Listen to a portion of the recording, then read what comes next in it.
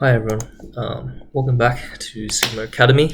You might notice this looks a little bit different to probably the thumbnail and also the week 1 and 2 Sigma Academy.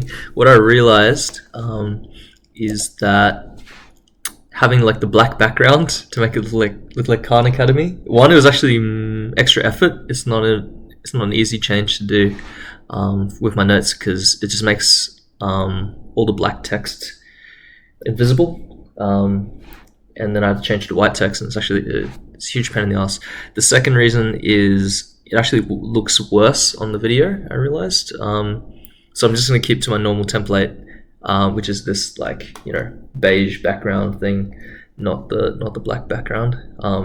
Anyway, sorry if you got baited by the thumbnail, but I'm just going to do it like this from now on. So the purpose of this video is I'm going to run through some examples of flexure, or how to solve for flexural capacity of a beam. Now this is coming out in week 6 after the week 5 Steele's Yap, the Guide to the Galaxy, done by Farhan. In that installment, he ran through a monosymmetric eye section and how to get the custom. It looked basically like this, right? Maybe something like that. Right, so one flange is like different to the other flange, basically. So that's called a monosymmetric eye section. Monosymmetric eye section, eye beam, whatever. And the idea is that it's symmetrical only on this axis, whereas the beams that we normally deal with that look like this are symmetrical two ways, right? So it's symmetrical in two axes, right? So I think that's called a doubly symmetric eye beam, eye section, whatever. Okay. So before I even get into what we're doing here, right? So remember in Eng 1300, the first, not the very first, but like in weeks, I think it's like week 3, you learn about beams, right? And how do you solve for beams, right? They go through, basically the beam is a horizontal member usually that basically takes transverse forces, right? So for example, this uniformly distributed load or a point load or whatever, and this whole thing goes into bending like that. And you explore this in 2400 solid mechanics, right? In the bending topic, and then later serviceability. But what we're trying to answer in Steele's, right, is how strong is it? Is our beam? That's essentially what we're trying to answer, right? So before, in weeks 1 and 2 of this course, where we're doing tension and compression, we were more concerned about truss members, right? So we actually did truss design first, right? So if you remember something like this, right? And then you put this, you load this truss, how weak are these members in tension and compression, etc.? How strong, I guess, how strong they are. Now we're actually doing our beam design, right? So this is like, this is the crux of the course. And the thing is, it might seem like a simple task, but it's surprisingly difficult for a few reasons, and I'd like to cover that properly this week. And we'll go through it slowly, and it's almost as if you could watch this video and not have watched the other ones. That's kind of how slowly I want to go through it. But I'll give you the general rundown first, right? Okay. So in the tension and compression topics, you basically learned that your axial force, right, is equal to stress multiplied by cross-sectional area, right? In other words, remember, stress is equal to force over area, right? So you rearrange that for force. Let's say tensile force, right? And if you have a tension member like this, okay, it's being pulled, that's the cross-sectional area, okay? Right, and then what like how do you calculate that? And there's a few things involved with tension, and then Similarly with compression, you have similar concepts where you can find the I think it's called NS. NS is your compressive capacity of the section, right? But then you have to account for buckling, right, basically. Because if this member is slender enough, if this member is slender enough, right, what's going to happen is that it's going to buckle out like that under compressive buckling, okay? And, you know, that's a function of the length, basically, and the cross-sectional, let's say, dimensions, right? And then that was basically NC. NC was your compressive member capacity. So what you do is you calculate this one first in compression, right? The section capacity, and you reduce it by some amount called alpha C. And basically that's how you get, well, I guess this is step 2. You gotta find where alpha C is, right? And then step 3 was finding your member capacity. So member capacity was some portion of your section capacity. And a very similar thing, like we're going to apply a very similar approach for flexure, right? Like beam design. So the idea is instead of having our formula look like this, right? Flexural stress, right? Flexural stress has a different formula. My on I, okay? And we're rearranging for M, okay? Now the thing is, there's something called Z, right? Which is your elastic section modulus. And you can kind of think of it like the equivalent of area, but for bending, okay? That's how I want you to think about it. It's hard to visualize, but it's area for bending. Whereas here was your area for tension and compression. Tension/compression, okay? So now we want to think of Z as an area for bending, right? It's not quite an area, right? Because this is millimeters squared. This is in millimeters cubed, right? So it's slightly different. But the idea is that you can also express this as M over Z. Okay, where Z is equal to I on Y.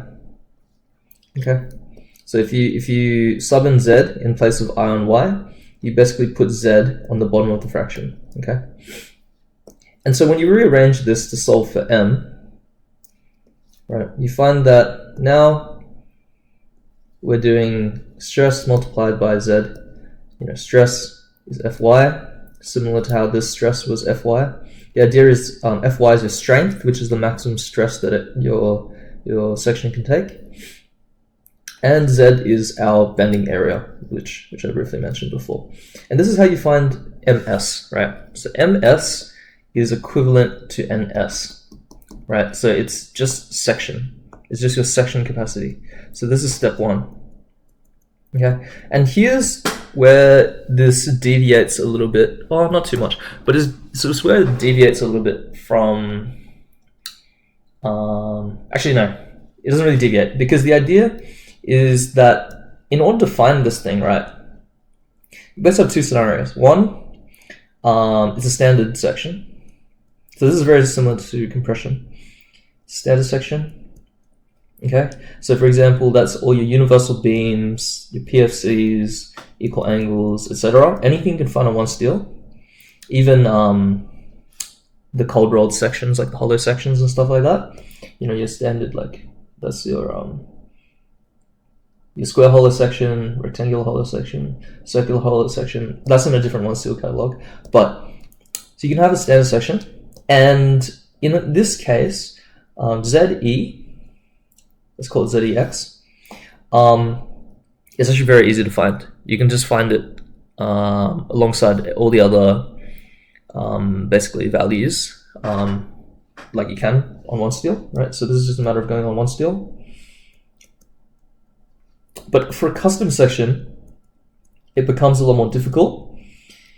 And here's the point which I'm going to talk about, like where my video series is going to cover. Okay, so in Farhan's video on the monosymmetric eye section, that was the Steel Fixer's Guide.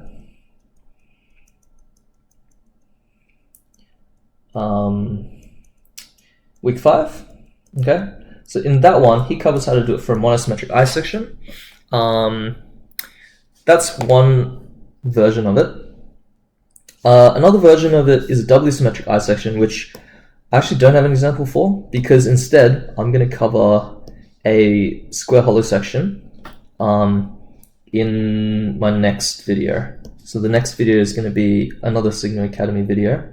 So Sigma Academy Flexural Part 2, which will probably come out right after this video. Okay, that's custom sections. But what I want to do first in this video is run through basically how do you calculate firstly MS for a standard section, which is incredibly easy. We can do that in five minutes or less. We can do it in 1 minute maybe. But that's step 1 only, right? Next we have to work out 2 things, right?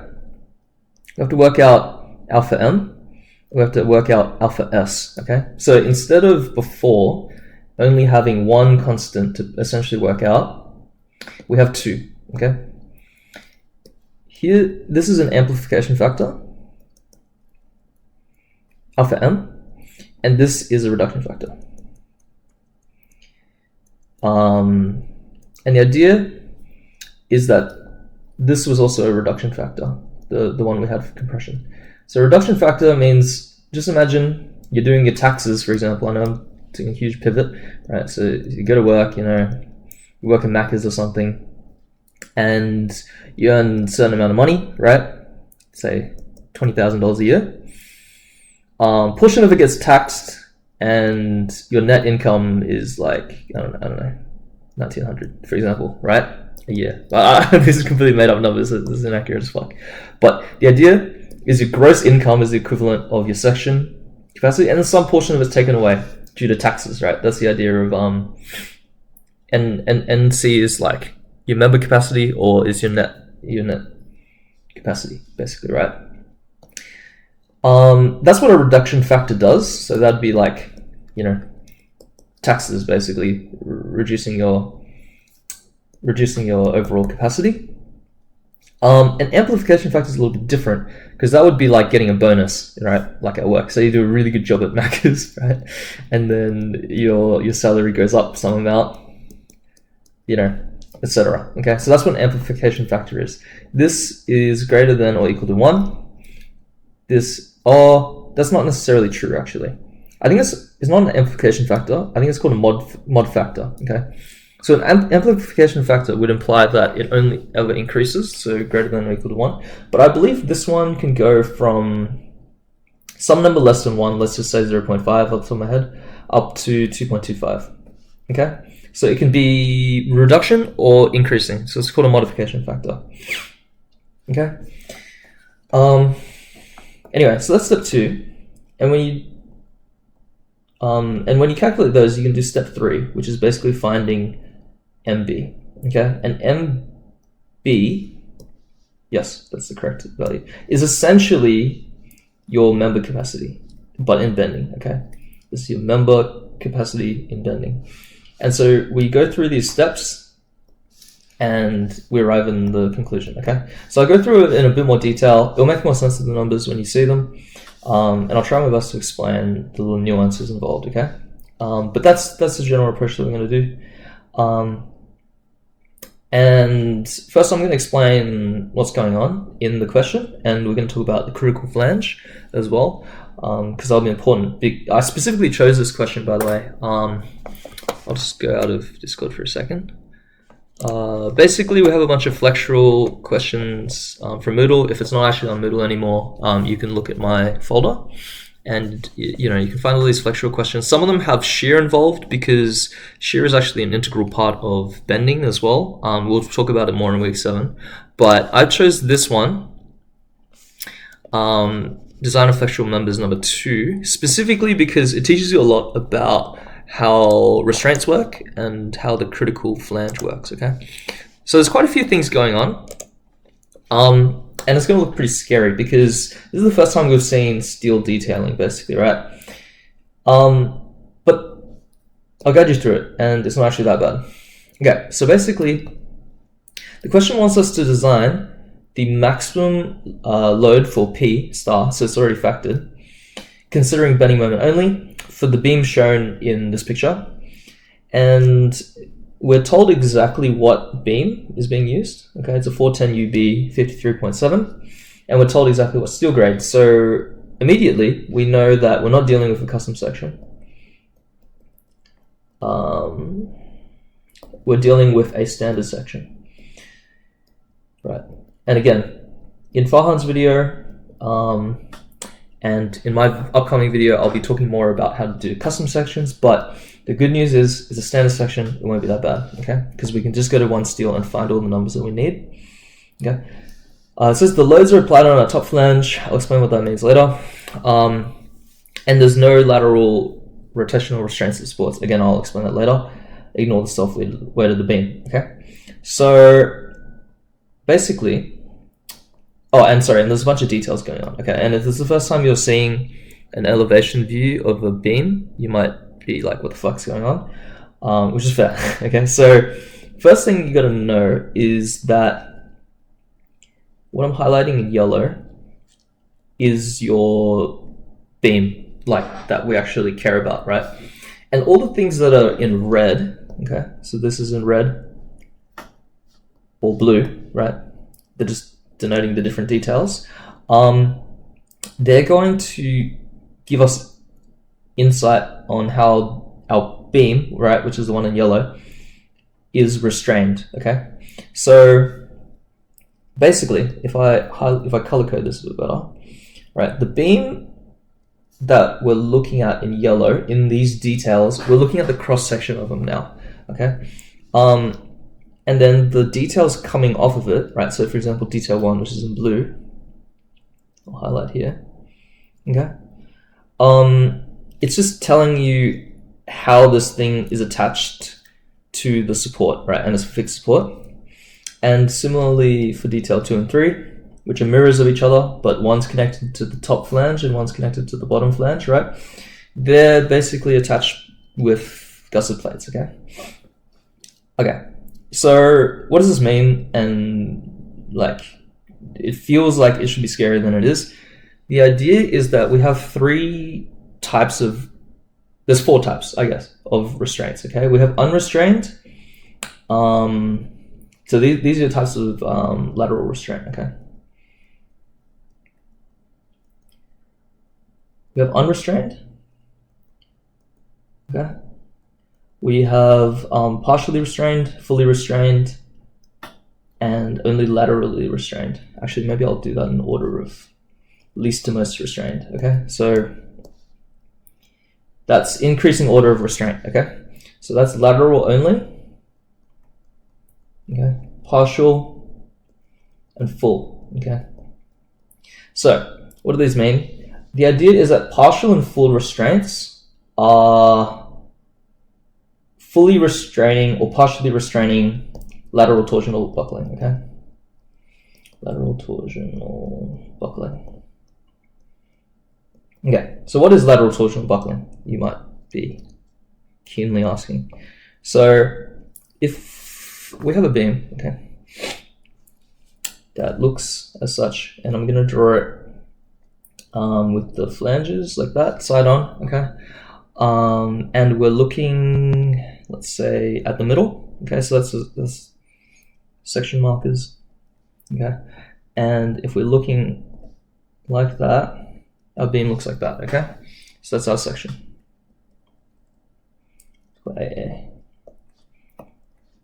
Right? The idea, and I'll just draw the restraint. Oh, sorry, no, I won't. Okay. So the idea is that if we're bending, right, our beam, and we're applying a load at the top, we have a neutral axis that looks like this, okay? So your beam wants to bend down, right?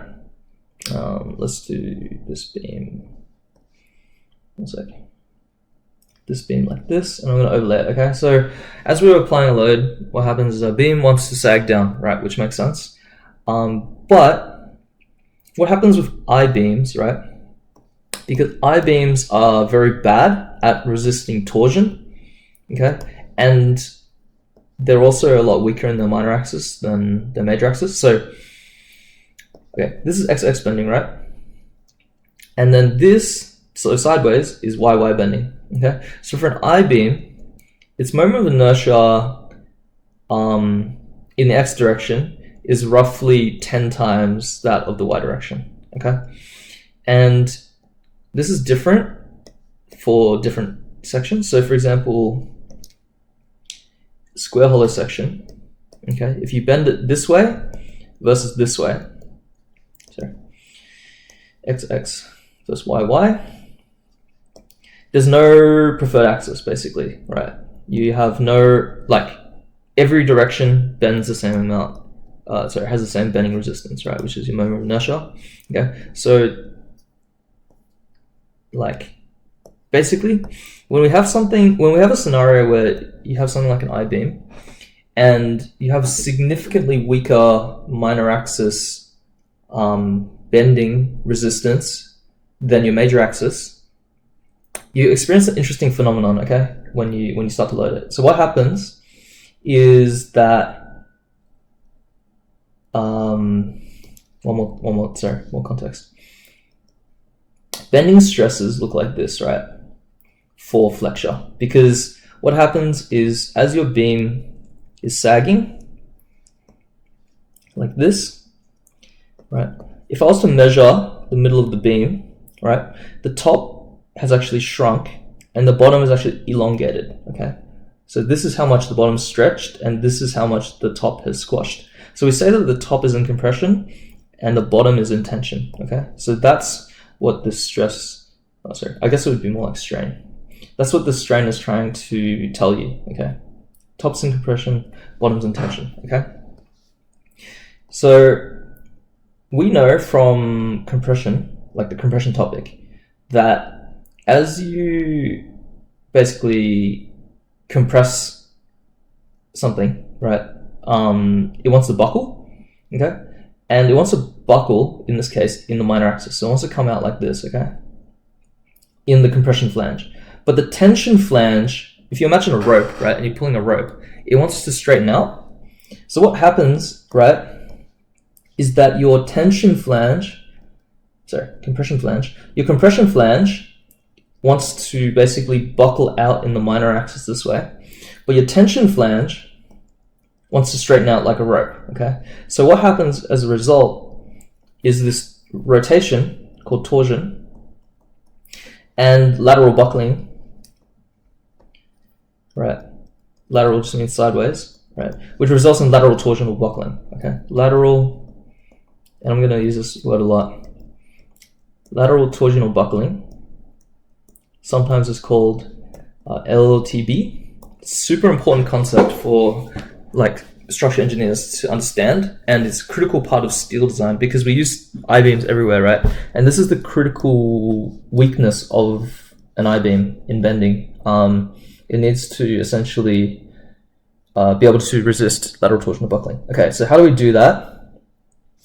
We basically have to restrain our I-beam, okay? And so anyway, back to lateral restraints. There's different amounts of restraints that you can do, right? So yeah, anyway, full restraint means that it cannot like experience lateral torsion buckling. And that's basically what detail 1 is, right? If we have a fixed support, right, and it's connected like pretty rigidly to our beam, this thing cannot spin out and it cannot laterally buckle, right? The second detail, okay, compression flange, tension flange, right?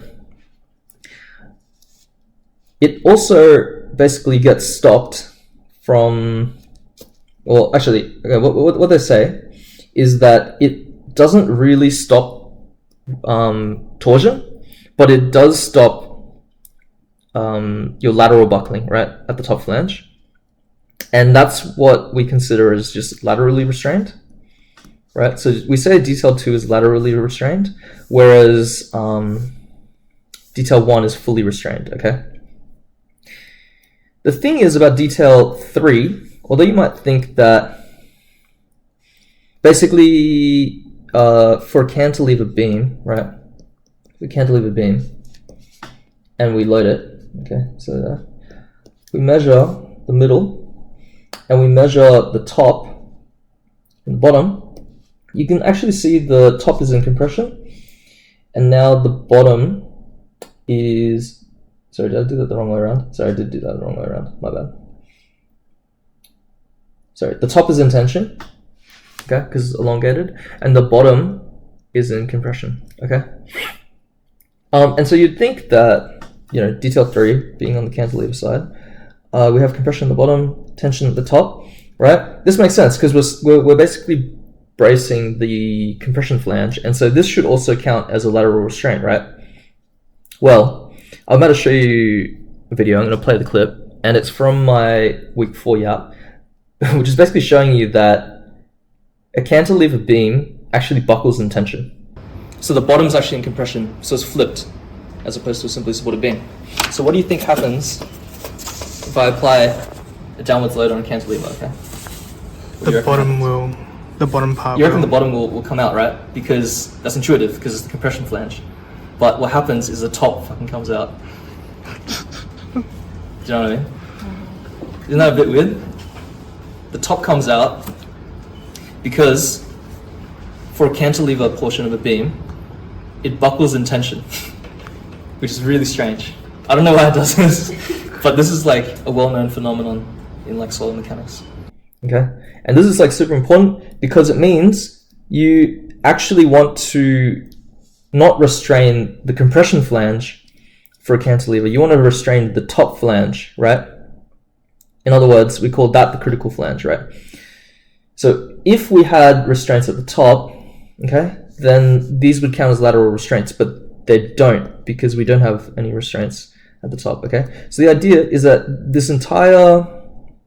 for this entire scenario, right, our critical flange is our top flange, okay? Based on loading conditions, and this can change because of, you know, bending moments. Anyway, actually, no, sorry, I was kind of misleading there. So if our bending moment diagram looks like, you know, this, sorry, it doesn't. A bending moment diagram looks like this, okay? I'm drawing that badly. Okay. We have negative bending, positive bending, negative bending, positive bending. Okay. In the regions of negative bending in cantilever, our critical flange is the top flange, okay? And where there's positive bending, here to here, the critical flange is the bottom. This is C for critical, not compression. But where we have negative bending and it's supported on both sides, okay, that's, other way around. Yeah, like that's our critical flange, our top flange, because that's the side that's in compression, okay? Where there's negative bending between two supports, okay? Okay. So, anyway, with all this said, okay, because this might be confusing, this is probably the hardest part to kind of wrap your head around. Just what is lateral and partial and full restraints. By the way, unrestrained just means cantilever end. That's probably most straightforward to understand. So where it's dangling off from a support, that's unrestrained, okay, and the free end is unrestrained. But let me just quickly show you. There is a book called the Steel Designer's Handbook, okay, and in chapter 5.4, under beam segments and restraints, we have a bunch, and I think there's some in your lecture slides, right? We have a bunch of examples of, so these are full restraints, right? And the scenario that we had was basically this, right? That counts as a full restraint, whatever. here's partial restraints, right? So you might be wondering what is a partial restraint? It's usually where you're restraining the non-critical flange, but there's some kind of like fairly stiff member that's connected to the non-critical flange. And then lateral restraints, yeah, where you have the gusset plate and then your bracing probably connected to it, or a purlin that's connected to the critical flange, right? A purlin cleat. And yeah, there's a lot to talk about there, but you know, I've only got so long in this video. Anyway, let's go back to this. So yeah, anyway, that's lateral torsional buckling. It's probably the hardest concept to wrap your head around, but lateral torsional buckling restraints is probably the hardest topic to wrap your head around, and it's all in the effort to find your alpha S, basically. That's all this is about, okay?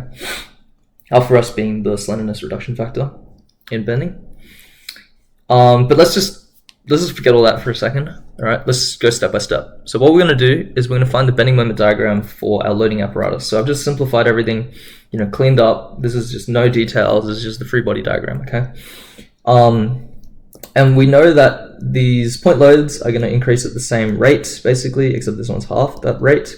It's like, okay, the question is asking what amount of point load, like say they're all 10, right? Is it like 10 is the number before all this fails, like before any part of the beam fails? Is it going to be they're all 20?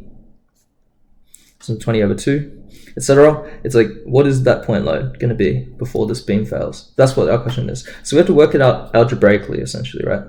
Okay. So first thing we always do is we find our reactions, okay? So we have AY, BY, okay? If we have only vertical loads, we only care about the vertical reactions. So when we're taking the sum of the moments, right, we just pick a point. So I'm going to pick a point. If I pick B, I'm solving for A. If I pick A, I'm solving for B. Here I'm picking B, okay? And give me one second. Get editing on it. So okay, cool. Yeah, basically we're gonna pick this point and we're gonna go step by step. We're gonna analyze. We're gonna account for all of these point loads and the lever arms. Okay. The first thing we're gonna do is P star and 2. All right, that's the magnitude of the force that we care about. It's causing a counterclockwise spin about B, so it's going to be positive, right? And the lever arm is going to be from here to here, which is 12 meters, okay? Then we're going to add on AY, okay?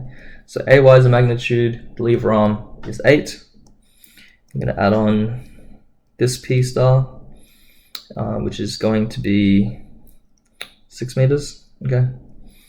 P star 4, P star 2, and we also have to count for this one, which is on the other side, and it's causing a clockwise spin, so it's going to be minus P star 2, okay?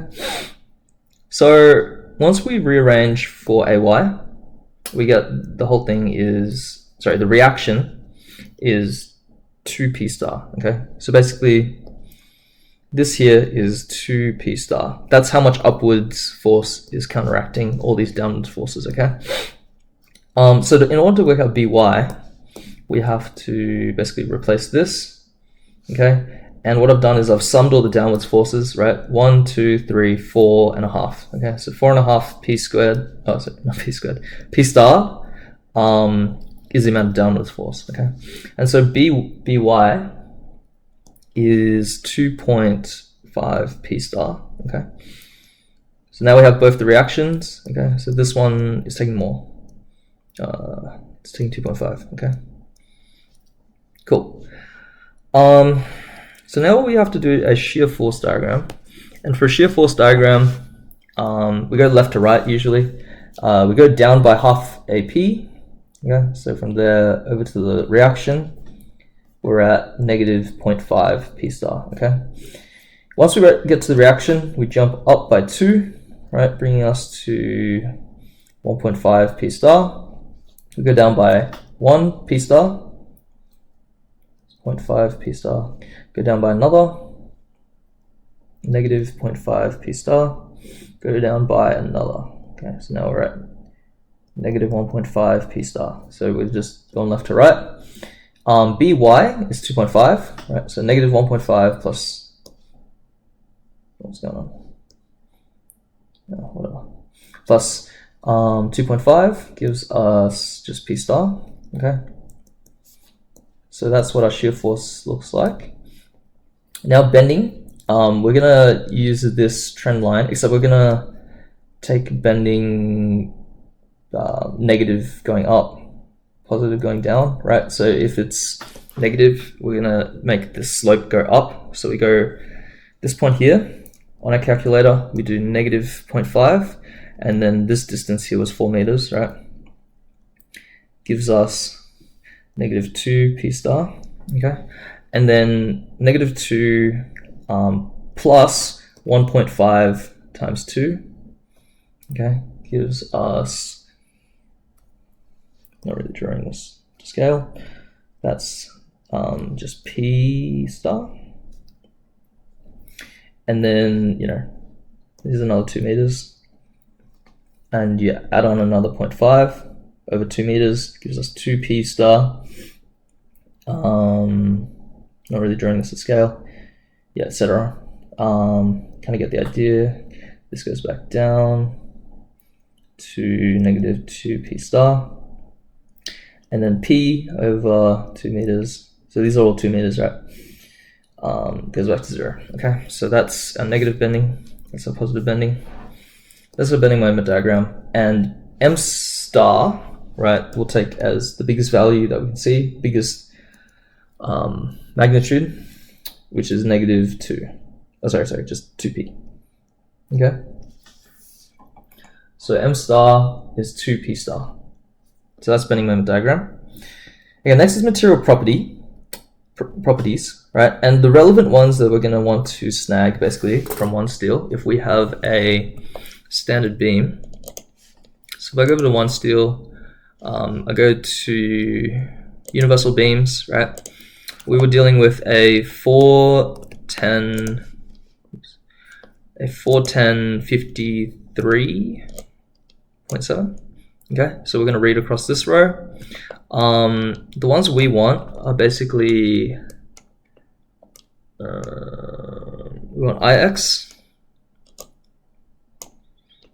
We want, so you might think we want ZX, okay, but we actually want ZEX, which is different to ZX, okay. So that's actually not this one, okay. Sorry, my blue beam's lagging because I'm recording. So we don't want that one, okay? We want IY, we want the torsional constant, and we want the warping constant. These two things are basically going to help us calculate lateral torsional buckling. It's called the maximum. It's called the reference buckling moment, but I'm trying to describe it in like fucking plain English. Kind of the limiting moment before it laterally torsionally buckles, right? That's what the torsional constant and warping constant help us do, okay? So you want all those, and then you want to go to the next page, right, which has our properties for assessing section capacity, okay? We're operating with 300 plus steel, and so if we go down to 410 UB 53.7, we want to look at, well, we want to find the minimum between these two firstly, right? Fy is the minimum between the yield stress of the flange and the web. Here it's just 320. And then we also want to find ZEX, right? Which is your effective section modulus bending about the XX axis, right? So yeah, that's all the numbers that we're going to need. Back to our question. Okay, so that explains all these. So this was from the second page, this was from the second page, these ones were from the first page, okay? So next we're going to split our beam into segments and subsegments. Essentially, where you have full restraints or partial restraints, right? That's a segment, okay? So anything between here to here, here to here, and here to here, that's a segment, okay?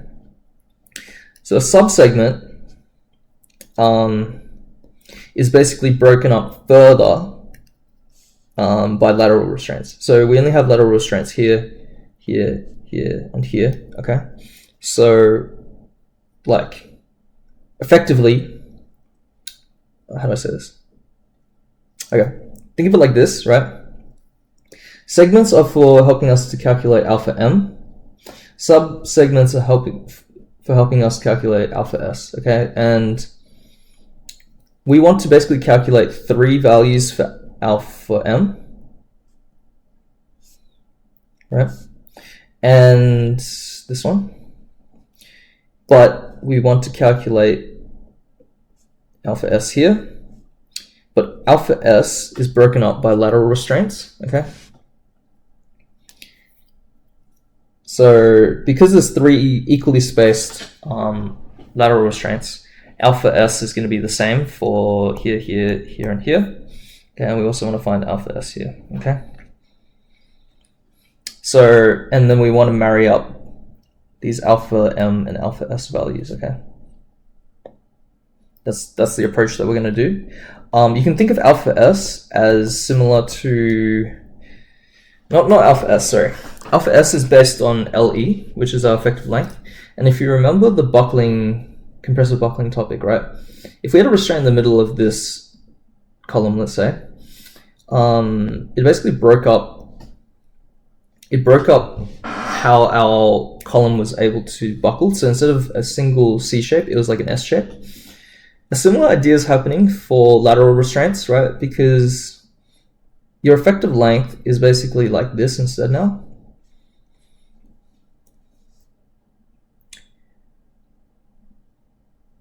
If you get what I'm saying. Instead of unrestrained, this is unrestrained, okay? But do you see how the lateral restraints are basically points which stop that flexural buckling? And so therefore, that's the effective length that we're considering, okay? Anyway, I've just fucking completely butchered that drawing. I hope I don't need that later. But we're gonna look at segment CA, okay? So what's CA? CA, do this in green, is this one. Okay, so we're going to look at that cantilever portion on the left, which I'm just going to call CA. I'm going to move it a little bit so you can see the purple CA, okay? So first we want to find alpha m, so we want to find alpha m for this entire segment, okay? And it's the cantilever segment. Here on the left, this is basically my notes from my week 4 notes, and there's 2 tables. The first table is for continuous or simply supported beams. Anyway, it's like where there's 2 like supports on either side. Cantilever is where you only have one side that's supported and the other one's free, okay? So that's basically what we have, right? Because we're dealing with the cantilever portion of this beam on the left. That's a bad way to draw it, maybe like that. It's on the left, okay? Whereas unrestrained and fully restrained, okay? And essentially the bending moment diagram looked like that, right? And so we know that alpha m is a simple number for cantilevers, 1.25, okay? So you might be wondering at this stage, like, the fuck, like, where'd you get that from? That's a good question, basically. So the idea is that if you have a simply supported beam, let's just say, and you apply a moment to the whole thing, okay? The bending moment diagram looks like this, okay? The entire thing is uniform, in a uniform amount of bending, and essentially that's the worst case scenario for something called moment redistribution. And the best redistribution. Fuck, when I'm explaining stuff, I'm so bad at spelling. So redistribution means how the moment's redistributed. No, guys, bad explanation. Basically, imagine you have a container, like a flat, like plastic container, and just pouring sand in the middle, right? And then your sand naturally wants to spread out, right? Do you know what I'm saying? Like you pour it here, sand wants to spread out. Same thing wants to happen with bending moment, right? But if your sand is completely flat, there's nowhere for it to spread out, okay? And that's basically like moment redistribution. So for a simply supported beam, you can see that 1.0 is the lowest that it'll go, right? So alpha M is 1.0. It means that it can't get amplified, right? So that's pretty bad, because normally if you have alpha M, you know, okay, let's say the sand's allowed to spread out a little bit, right? Alpha M might be 1.5, or I'm just making that number up, okay? The idea is like you get a beneficial amount of capacity if your sand or your bending moment is allowed to spread out a little bit, right? Like for example, so we have uniformly distributed load on simply supported beam. Bending moment looks like that instead now, okay?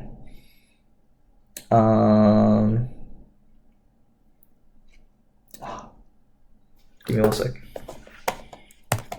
Pretty sure there's a nicer one in the Steel Fixers Handbook. Oh, here we go. Sorry. Okay, so here we go. So basically, this is like another version of the table of the standards, but this one has more scenarios, right? So if you have a simply supported beam with uniformly distributed load, we have an alpha M of 1.13. Okay, so if I go back to like this, right? The idea is if your sand, let's just say your sand looks like that, okay? It can level out and redistribute a little bit, okay? And alpha M ends up being 1.13. So 1.13 means you get 13% extra capacity because your moment gets redistributed in a beneficial way, right? Now the thing is with cantilever portions, right, of beams, there's like more variance basically, right? So if you have a point load on it, basically what we have, right? We have a bending moment like scenario that looks like that. Alpha M can be beneficial, right? It can be 1.25, or, you know, in the case where there's a uniformly distributed load, it's actually very beneficial, right? Because our bending moment looks like that. You get 2.25. Where it's bad is if you have basically a point moment at the end, and then you get that whole uniform bending moment scenario going on. Then we have a moment modification factor of 0.25, right? Which is the worst possible scenario you can have. And so that's where alpha M is actually, this is the only scenario I think that alpha M is less than 1, essentially. You just completely gutted the capacity by 75%. Anyway, I'm talking about this a lot, but my whole point is that this is the reason why alpha M is 1.25 for cantilever with a point load at the end, okay? Alright, so moving on. Let's talk about effective length a little bit, right? So we talked about the fact that the length of this cantilever portion is 4 meters, right? So 4,000 mil, okay? And then we have to basically multiply it by these random factors, KT, KL, KR, okay? So KT is the twist restraint factor, KL is the load height factor, KR is the lateral rotational restraint factor, okay? So let's go through them one by one. The first one is the twist restraint factor, and let's look through it here. The idea is that when you have your restraint arrangement, okay, so again, we're looking at the subsegment, which is like here to here. We have U and we have F, okay? So we have an unrestrained end and we have a fully restrained end, right? So FU, FU is the same as UF, right? Because it doesn't matter which order is which. One side is unrestrained, one side is restrained, right? So if we have FU, our factor for KT is just 1, okay?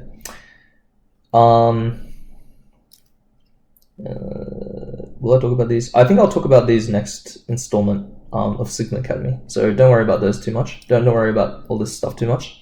You can see it in the next example. Okay, KL is your load height factor for gravity loads. Okay, so there's a few things going on. We kind of know what restraint arrangement is. We don't know what longitudinal position of load means, and we don't know what load height position means, okay? So I'm going to explain this one first, and I'm going to explain this one second. Okay, so let me add a page.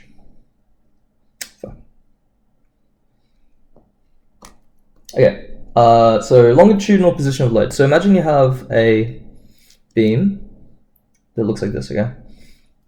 And you have a few different types of loads on it. Uniform load and point loads, let's just say here and here, okay? And then some on your, I'll do these in different colors. And some on your supports, okay? So let's just call this F, and U, whatever, okay? So these are our restraints. So between these two supports, we have a few different loads, right? We have the red one, which is a uniformly distributed load, and this is called, and we would say that the red one is within our segment, okay? Remember, our segment is from F to F, right? From support to support. And same with, sorry, maybe I'll do this one blue. Same with the purple one. Okay, so the purple one would also say is within our segment.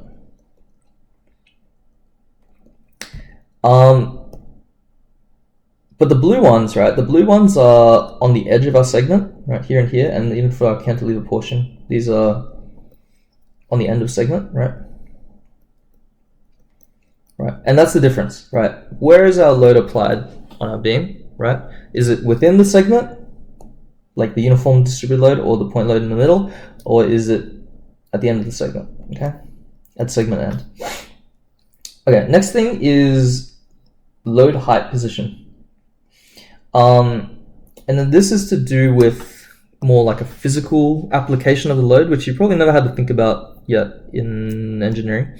But imagine you have your beam, okay? There's a few different ways you can load it, okay? So from the top flange, right, you might load it by, say there's another member on top of it. So here's like a perpendicular member. Let's call this the primary beam. This could be a secondary beam on top, or like whatever, okay? Let's call it a purlin cleat or something. Okay, so like whatever this is, right?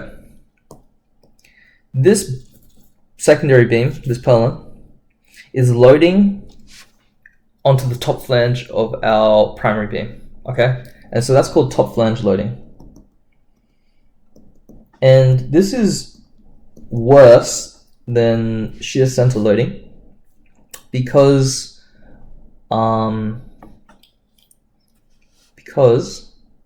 you can basically, if load is applied at the top, let's say it's eccentrically loaded, it can induce a torsion. It can induce a torsional moment on the beam itself, right? So we have to account for that, and that's top flange loading, right? And this is even, so like between two supports, if you have top flange loading, you have a KL factor. It's called L. Let's check. You have a KL factor of 1.4, right? But if it's cantilever beam, and you have like a load applied to it, right? Your KL factor is 2, right? Which means that effectively your effective length is double, right? Whereas this one, 40% extended, okay? So yes, it's like 40% worse, your effective length, for simply supported, or like support on two sides. It's double for a cantilever, so it's like very bad, basically, right? It's top flange loading. Shear center loading, I was trying to think of an example. Let's think about this purlin, right? So this thing on top, pretend we look at its side. Okay, oh fuck, running out of colors. Let's look at its side like that. So we're looking at a section B to B. Okay.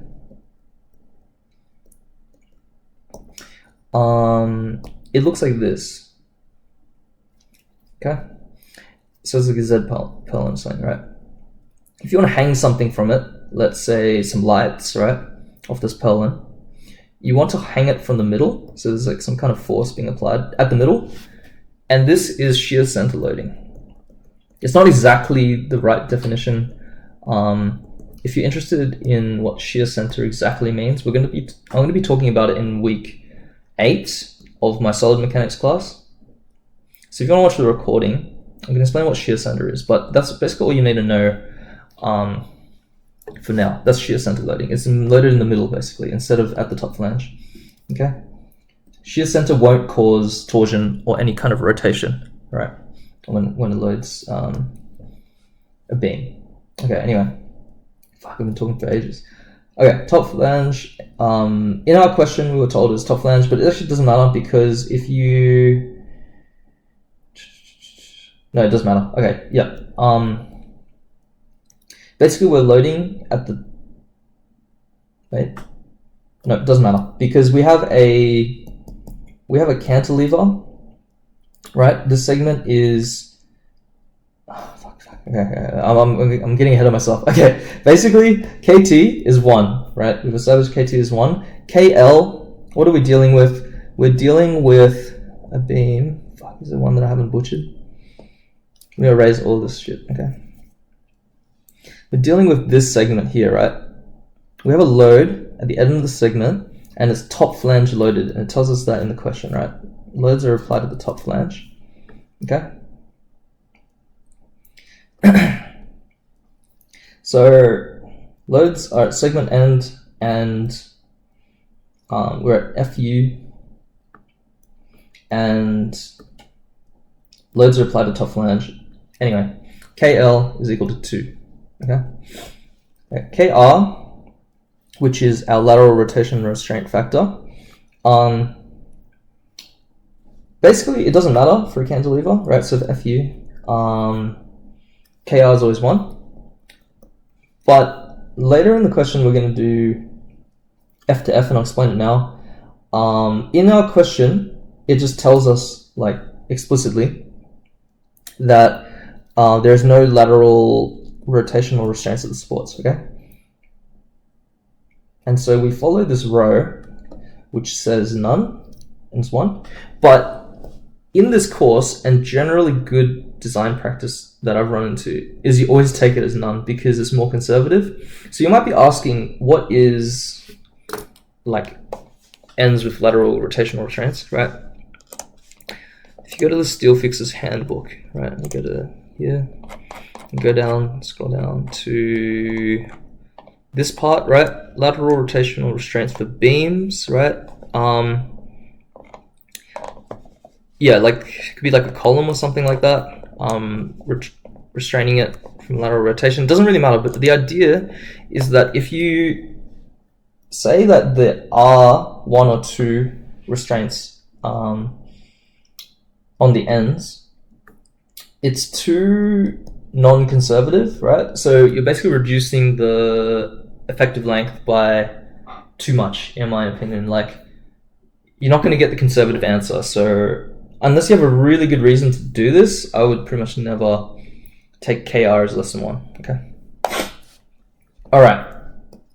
Moving on. Okay, so I've just spent a fucking million years explaining the most basic shit, but hopefully I don't have to explain it again. that's the goal of all this. There's a lot to explain with all these steps, but like at the end of the day, it's not supposed to be that deep.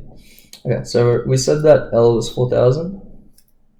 So basically the only thing is we have to multiply by 2, right? So we get that LE is 2,000, right? What the fuck am I smoking? 8,000. 8,000, alright? Fuck, it's been a long day. Okay, MO is your reference buckling moment, right? And this is, basically what this is trying to say, is this is the amount of moment that's going to cause buckling theoretically in our beam, okay, based on all kinds of geometric and material properties, right? If you have heard of the critical buckling formula for steel, oh sorry, not for steel, for anything, right? Euler's buckling, right? What force causes buckling of our column, right? For example, so this is basically what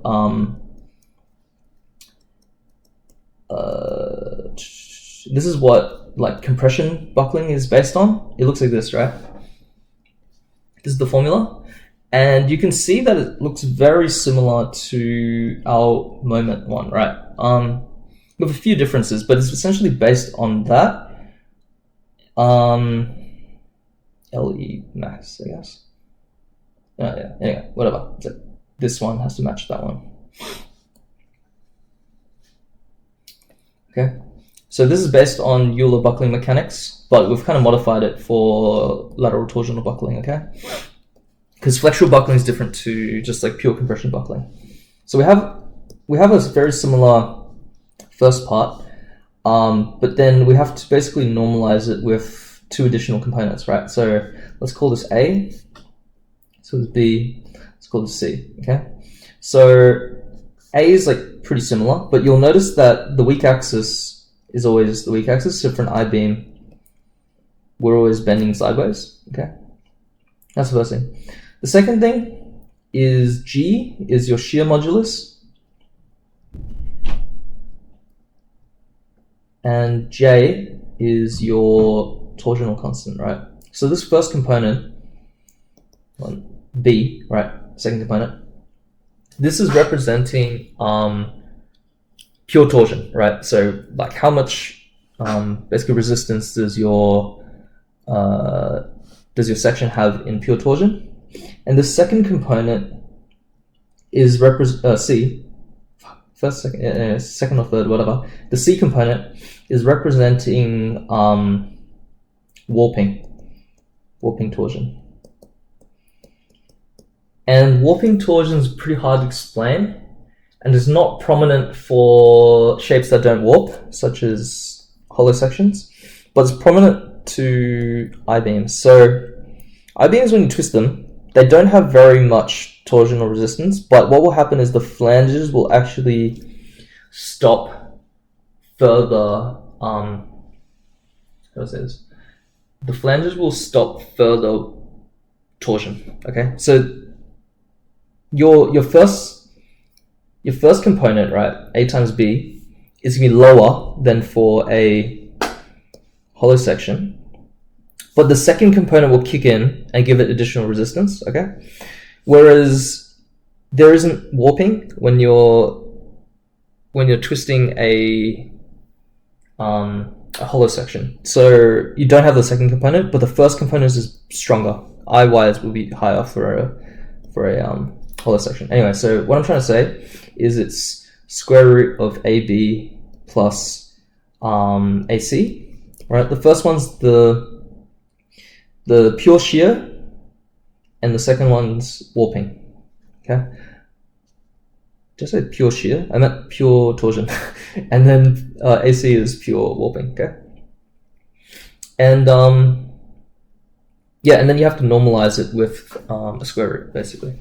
Okay, anyway, I was fucking explaining all these formulas, but no one cares, so I'm just gonna get back to putting numbers in. Okay, so the important thing when you're doing your own questions, and the fact that this will be in your next block test, is this formula always runs out of space in your calculator. It pretty much always does, right? So I'm going to put those back in, A, B, and C. And what I want you to do when you're calculating this yourself is I want you to save these onto your calculator, okay? So I'll just give it for B because it's really fidgety to use this calculator on my tablet. But okay, what are these numbers firstly? So E, elastic modulus. In this course, we always take 200,000 MPa for steel, and G is your shear modulus, and we always take 80,000 MPa for steel, okay? IY, J, IW, all that. those ones we found earlier, and it was like quite a while ago. But it's when we looked at one still, and we got these values, right? So this one was 10.3 times 10 to the 6. J was 234 times 10 to the 3. And IW was 394 times 10 to the 9, okay? So we have all these numbers, oh sorry, and LE is what we spent all this time working out. Yeah, so we have all these numbers, right? And I'll just show you how to save something on your calculator, right? So for component B, right, G times J, how you do it? Okay, this looks weird. Right. How you do it is you go, so like 80,000 times 234 times 10 to the 3, and you press equals, whatever, you get this. Go shift, oops, go shift, fuck, press cap, shift, and then you click RCL, which is store, and then you click, do you see how there's like a purple thing that says A, B, C, D, whatever? Just, so for B, you'd still list B, so you click this thing. And now it's stored B, and now whenever you use B, right, so B times 2, for example, it gives you whatever value was stored in B times 2. Anyway, so you do square root, in your calculator you type square root of A times B plus C, right? And then you can get an answer, okay? So you have to store, because it's impossible to do without doing that, okay? Because your calculator runs out of space because there's so many fucking like numbers, right? Try it yourself.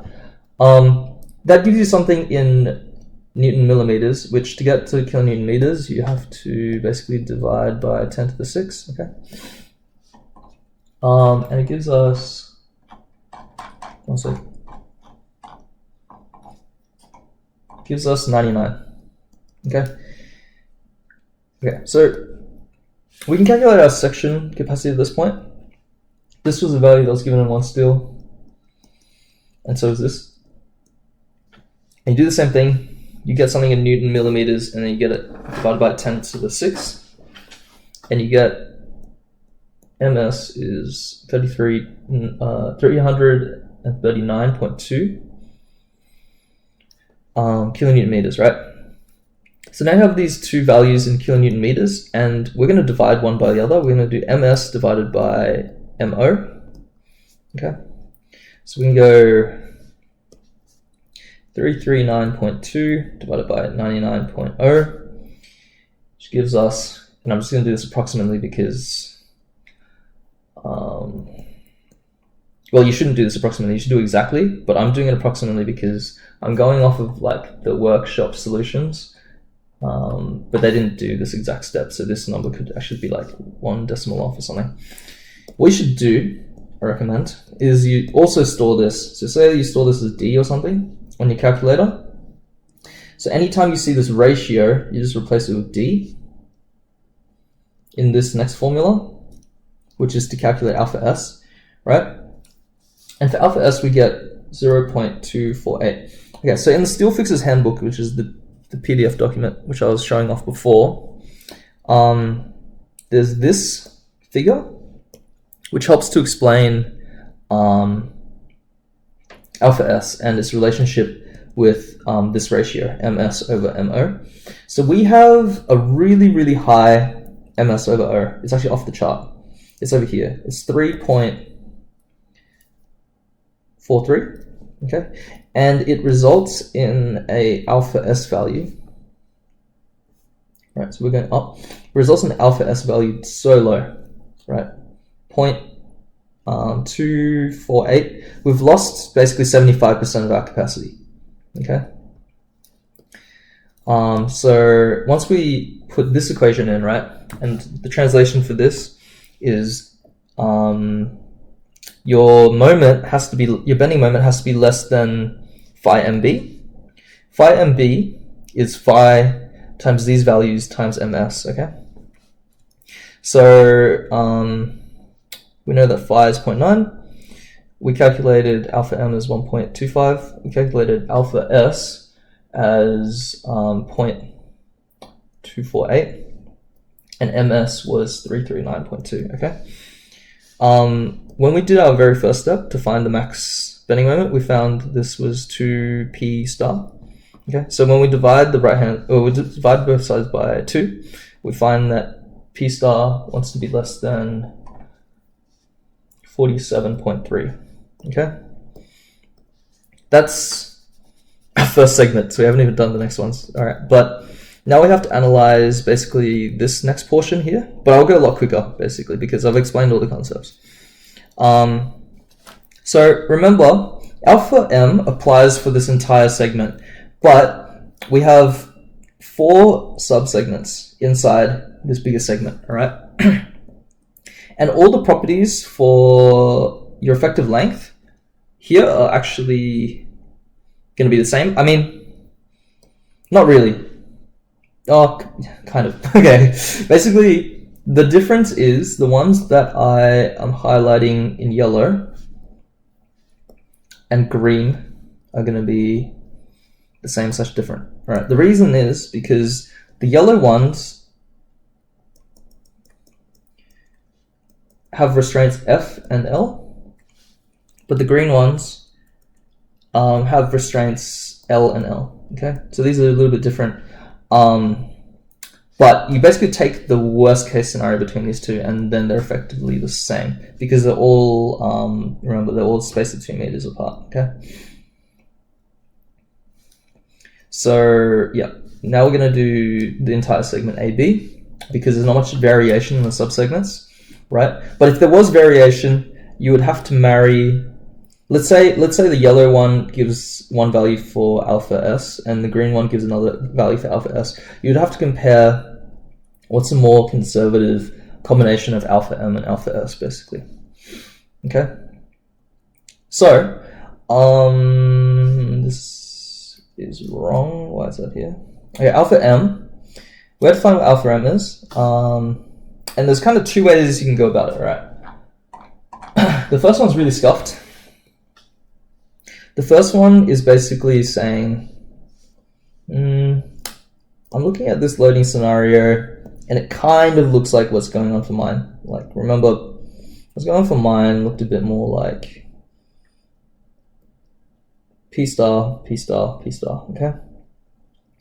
So, you know, if we kind of count those all like being in the middle, you know, we have 3 P star. Isn't that kind of good enough, you know? Because our bending moment diagram looked a little bit different, but whatever. Maybe it'll give us something similar. Sure, it would look more like that. Maybe it'll give us something similar. Okay, let's try that.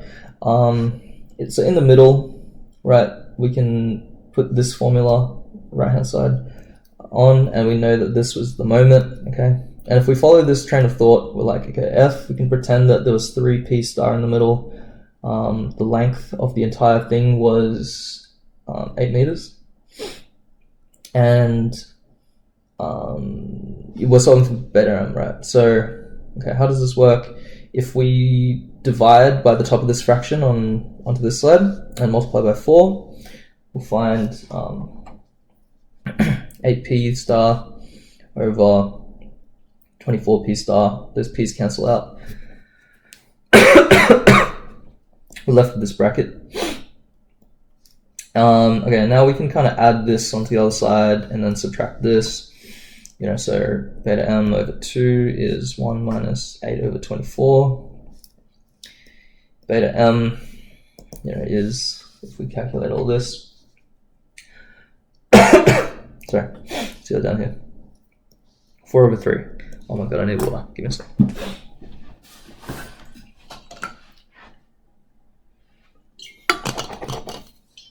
Okay, beta m is 4 over 3. It can't be greater than 1, so we're gonna bump it down 1.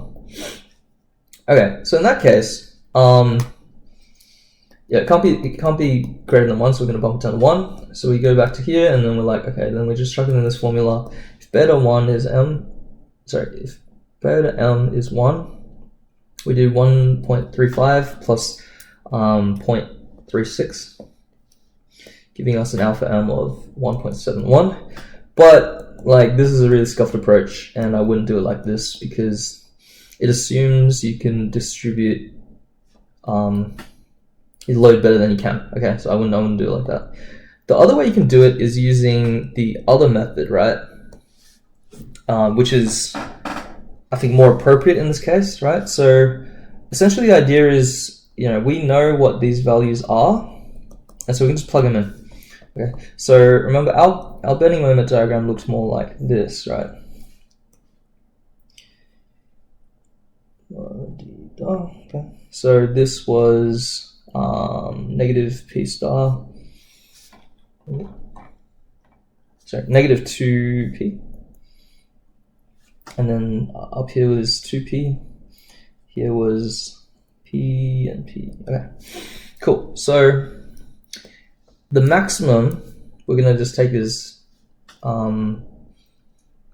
positive, right? So because alpha M can't be negative, right? This is your absolute value for your maximum moment, okay? So we're going to take that as 2P star.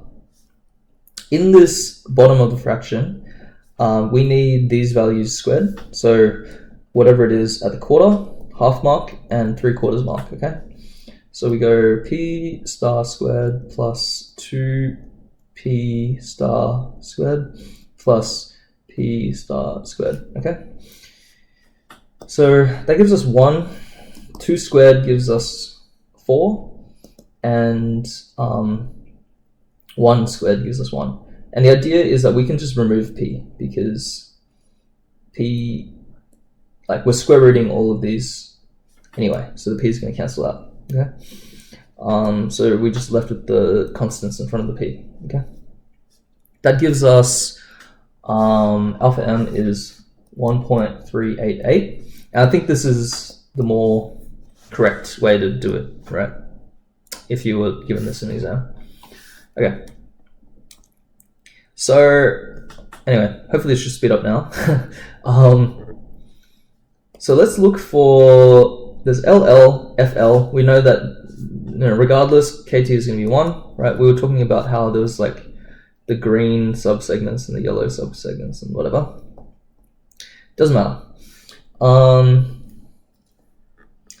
Same thing, LL, FL results in the exact same scenario, top flange loading, and it's loaded within the segment because remember we have this going on, we have within loading, within segment loading. So we have to take KL as 1.4. Again, LL, FL, and we take none because we're given it in the question, and also I just take none always for your end rotational restraints. That gives 1. Okay, so that's 1, that's 1. This one's the only one that changes anything, 1.4, and our length was 2000, okay, giving us an effective length of 2,800 millimeters, okay? Okay, reference buckling moment, basically everything's the same. The only thing that really changes is the bottom of this fraction where we're specifying the effective length that decreases significantly. So remember, before this was 8,000, so you can imagine that a significantly lower buckling length is going to give us a way higher reference buckling moment, aka we're going to have way more moment capacity before it will even want to buckle at all, right? And so we're going to get a much improved ratio of MS and over MO. And we get, this fraction is now less than 1. Okay, so on this graph, our fraction is 0.326. So that would be like here, 0.326. We go up, and then the value we see for alpha S is, you should always calculate it. I wouldn't draw the graph or like include the graph, but it's just for your information, right? We get alpha S is 0.862, which means only, 14%, 13 to 14% of the capacity is lost due to slenderness, right? So we get alpha M, alpha S is this. Actually, there's something that I'm missing here, which is kind of important. Yeah, this is worth pointing out. Alpha M times alpha S has to always be less than 1, okay? You can't improve the overall, like, so if you go from, okay, imagine the dude with his taxes, right? He works at McDonald's, okay? When you go from MS to MB, right?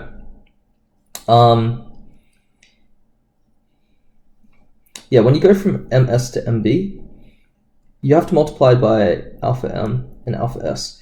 But if your gross earnings are, for this dude working at McDonald's, if your gross earnings are, what did I say before, 20,000? It can't be greater than 20,000, okay? Scratch what I said with bonus before. What did I say? Oh shit, that's a different question. I was talking about the dude and he's getting like a bonus or something. This can't be a bonus so much. It can only reduce your taxes, right? So reduce your taxes to the cap amount, okay? Yeah, sorry. Where was I? Oh, anyway. Yeah. So basically the product of these two can't be greater than 1. Okay? This is your tax reduction factor. That's a bad way to put it. Because, yeah, anyway, whatever. Okay, that's, yeah. These two, when you multiply them together, can't be greater than 1. Okay, anyway, with that said, the value that we do get is 182.9 kilonewtons, okay? Cool. Yeah, that should just be 1. I would replace that all with 1. Let me see if they did that. So I just follow the workshop solutions, right? If I go 0.9 times 339.2, so I'm multiplying these two red ones together and then divided by 2. Yeah, this is wrong. This should be 152.64. Yep. Okay, cool. Next one, segment BD. So, this is the cantilever part again on the right, but now we have a shorter length, right? 2 meters instead of 4 meters that we're dealing with, but the alpha M is the same.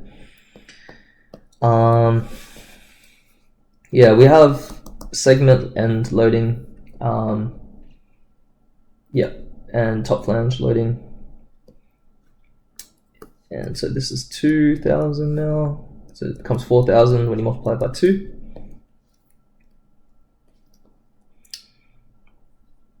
And then this becomes 4,000 at the bottom of the fraction. Let's see how these numbers pan out. So MO becomes 292.5. So if we put this at the bottom of this fraction, we get a ratio of about 1.16. So we replace all these. Let's graph this. 1.16 is like here, and then graphs over here. Alpha S is 0.555. So that gets replaced. This becomes 1.25 again because it's cantilever. MP is 105.9. This number was whatever we said before, 15 whatever. But it doesn't matter because the idea is that the lowest one governs in terms of segment. So why is this?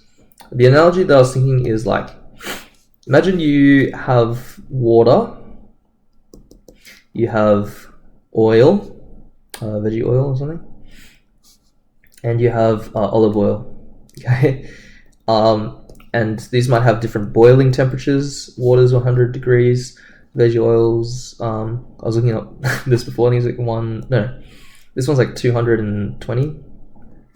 Olive oil's like 170, something like that. Okay, so the question is, if you put these all together and you boil them, which one's going to boil first, right? And this is water in this analogy, but same thing, right? So you increase the load, which one's going to buckle or reach its maximum moment capacity first? It's section BA, right? So between the entire thing, remember our beam looks like this. The idea is that the bending moment would overwhelm this part of the beam first, okay? So that is what that all is, basically. Okay, I'm going to stop recording now. I'm getting really, really tired. But yeah, hope you enjoyed this video. Okay, see you next time.